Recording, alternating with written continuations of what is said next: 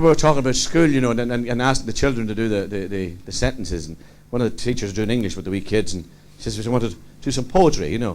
He said, I want you to write a poem, small poem, 3 or 4 lines. And we're going to use the word pistol, which is used in the wars we were talking about, pistol. After a while, she says, anybody got a poem finished? And the wee lad put up his hand, I have a poem finished. He says, can I hear it? He says, yes. He says, my daddy is a policeman. His uniform is blue. He has a great big truncheon and he has a pistol too. It's very, very good, John. Anybody else? Young Dan. Here. Can we hear it? Yes. He says, my daddy's not a policeman. In fact, he's on the brew. He goes on the drink at 10 o'clock and he's on the pistol too.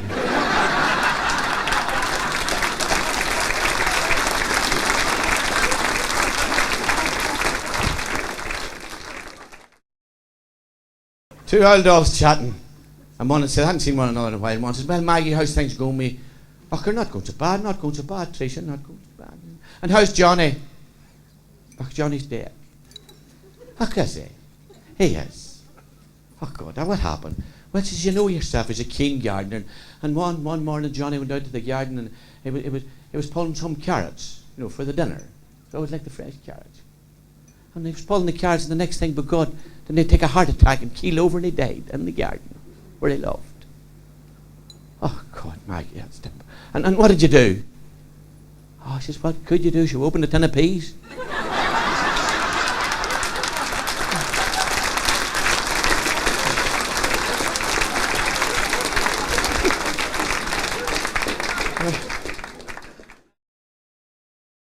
A fellow walking around the supermarket. He's walking around the supermarket one day, and he notices all the shelves are a wee bit empty. So he's walking around, and he's looking at all the shelves. The next one of the girls working the supermarket, she came up to him and she says, can I help you? And he says, yes. He says, I'm looking for a tin of dog food. He said, I can't seem to see any.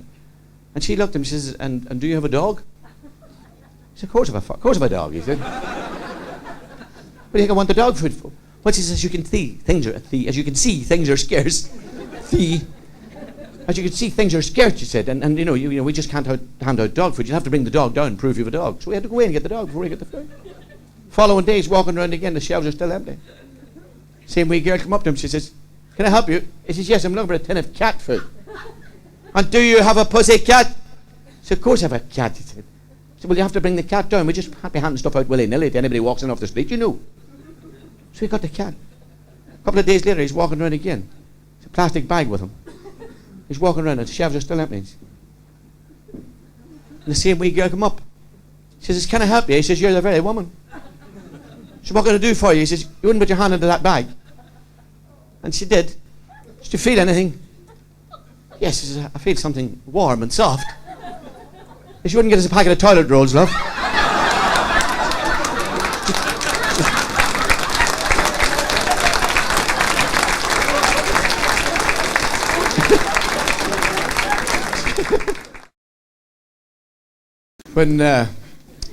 When we used to have trains here in Donegal, there's a lot of counties now don't have trains, and they're trying to get them back in different places. But you know, when we had trains in Donegal, there was, these were the signal boxes. And there was two fellas, you know, there was a fella going for a job as a signal man, you know, working. You know, they used to the tall signal box with all the handles and all, and he'd done all the written work, and they took him out for a practical, you know, review. Took him up to the signal box, and the examiner says, "Now," he says, imagine," he says, "you've got the job, you're up here," he says, "the signal box," he says, "and there's a train coming down the track 70 miles an hour," and he says, "yes, there's another train coming up the track at 70 miles an hour, they're both in the same track, they're going to crash, what would you do?"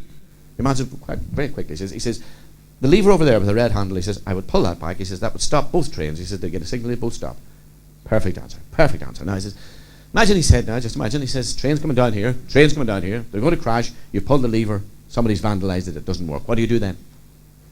The answer very simple. He says, the red flag behind the door, he says, I reach for that, run down, wave the red flag, he says, and I stop all the trains. Excellent, that's very, very good. Now, picture this scene, he said. Train coming down here 70, train coming down there 70, you pull the lever, doesn't work. Somebody stole the flag. What do you do then? He says, I run home like hell for my brother Johnny.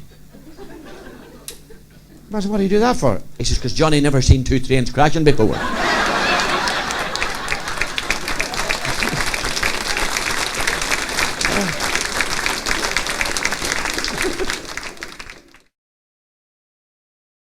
Oh, lads, you ever Do you ever go out shopping? Do you ever go out shopping with the woman? Do you ever go out shopping with a woman?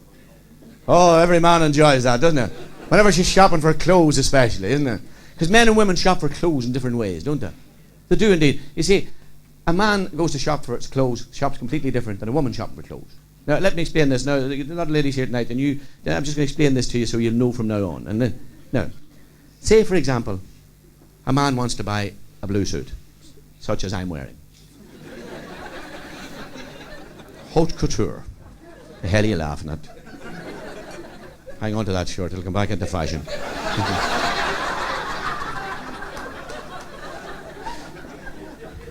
No, I said I wouldn't do that. I said I wouldn't do that.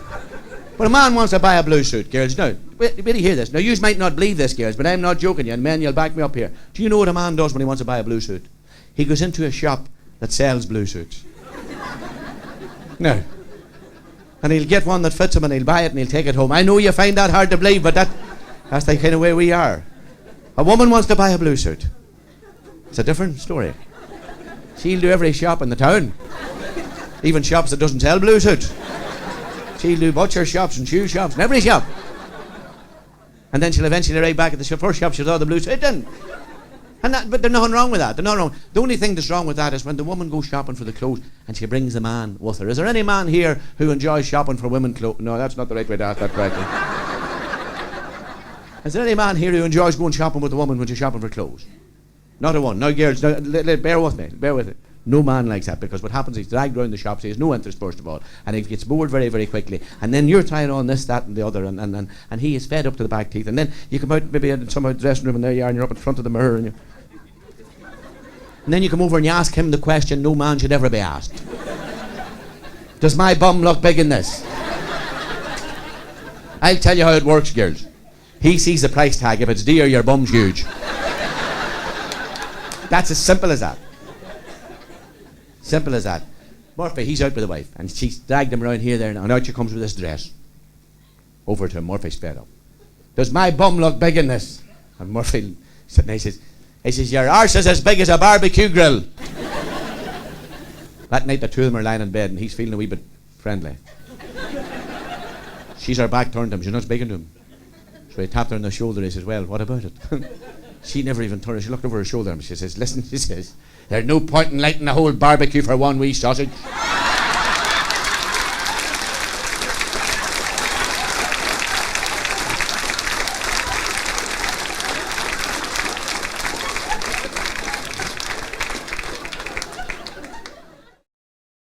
Murphy used to hate going shopping. He sits there one time, he says, listen, he says, you shop away. He says, I have to go to the toilet. So she says, right, away you go. And he headed down to the public toilet, you see, and then he went into the cubicle because he had to.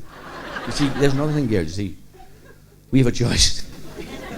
You know, but so he had to go into the cubicle, he had, you know, he had to go to, do you know what I'm saying? Do you know what I'm saying? Which always reminds me of, well, young lads getting their hair cut nowadays. You ever notice that? They'll get cut by numbers. You know, they get number 3 at the back and number 4 at the side. You know, see, when I was growing up, the last thing you wanted in the top of your head was number 2.